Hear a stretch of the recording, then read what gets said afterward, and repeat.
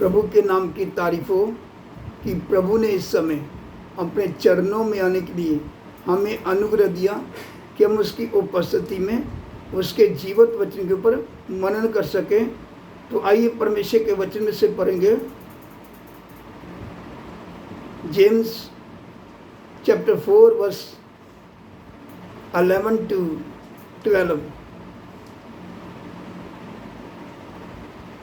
याकूब 4 का 11 और 12 वचन। हे भाइयों, एक दूसरे की बदनामी ना करो। जो अपने भाई की बदनामी करता है, जब भाई पर दोष लगाता है, वह व्यवस्था की बदनामी करता है और व्यवस्था पर दोष लगाता है। और यदि तू व्यवस्था पर दोष लगाता है तो तू व्यवस्था पर चलने वाला नहीं, पर उस पर हाकिम ठहरा। व्यवस्था देने वाला और हाकिम तो एक ही है, जो बचाने और नाश करने में सामर्थ हैं। पर तू कौन है जो अपने पड़ोसी पर दोष लगाता है? हमने परमेश्वर का वचन पढ़ा है। आप सबने परमेश्वर की उपस्थिति में परमेश्वर के वचन को सुना है। गंभीर हो जाएं। प्रभु हमसे अपने वचन के द्वारा बात कर रहा है। हमें कभी भी अपने भाइयों की बदनामी नहीं करना चाहिए। जैसे हम आज वर्तमान समय में देखते हैं, सेवक लोग एक दूसरे की बदनामी करते हैं। ये नहीं समझते ये सेवक मेरा भाई है, मुझे कभी भी अपने भाई की बदनामी नहीं करना, ना ही मुझे उसके ऊपर दोष लगाना है। अगर हम ऐसा करते हैं तो हम व्यवस्था के ऊपर चलने वाले नहीं, उल्टा जो हमें व्यवस्था देने वाला है उसके ऊपर हम दोष लगा रहे हैं। तो सोच लो फिर कितना गंभीर है। व्यवस्था बोलते वक्त परमेश्वर का जीवित पवित्र सामर्थी वचन है। हमें परमेश्वर ने व्यवस्था दिया है। व्यवस्था बोलते वक्त परमेश्वर ने हमें अपना वचन दिया है।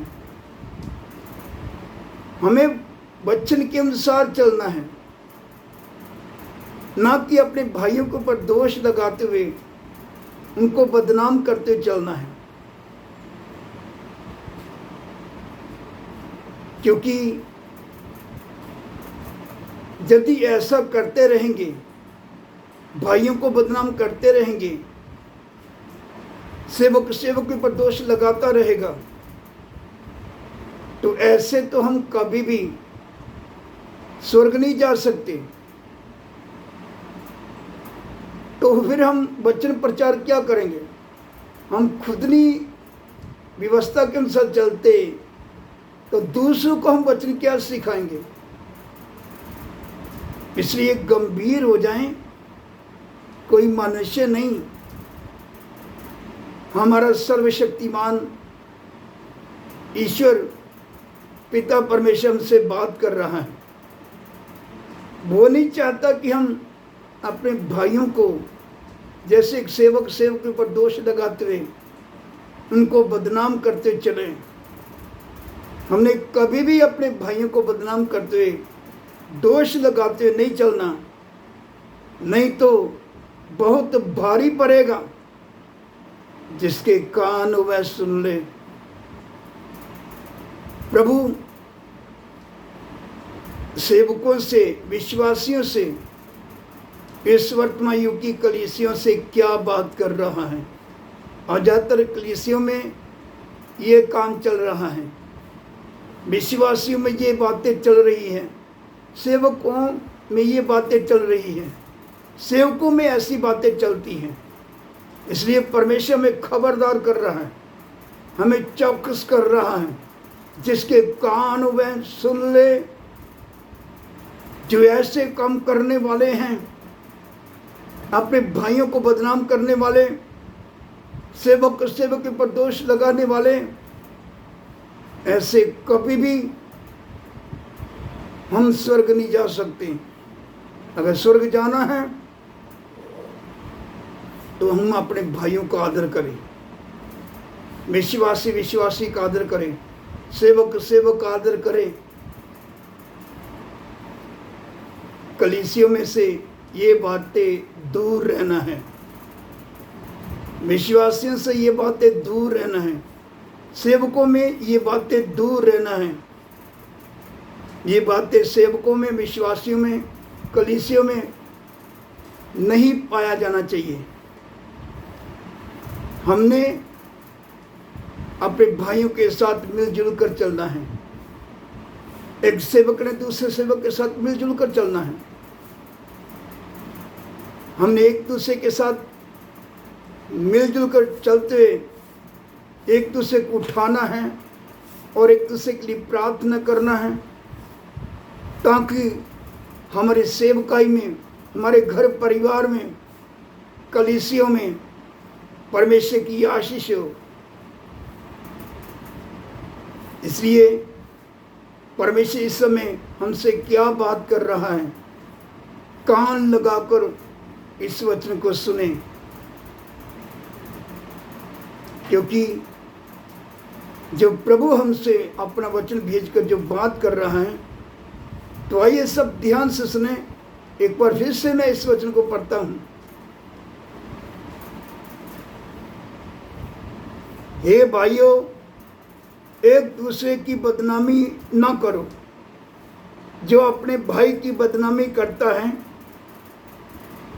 जहां भाई पर दोष लगाता है,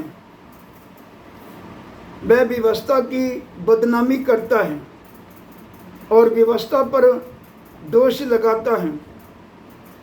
और यदि तू व्यवस्था पर दोष लगाता है तो तू व्यवस्था पर चलने वाला नहीं, पर उस पर हाकिम ठहरा।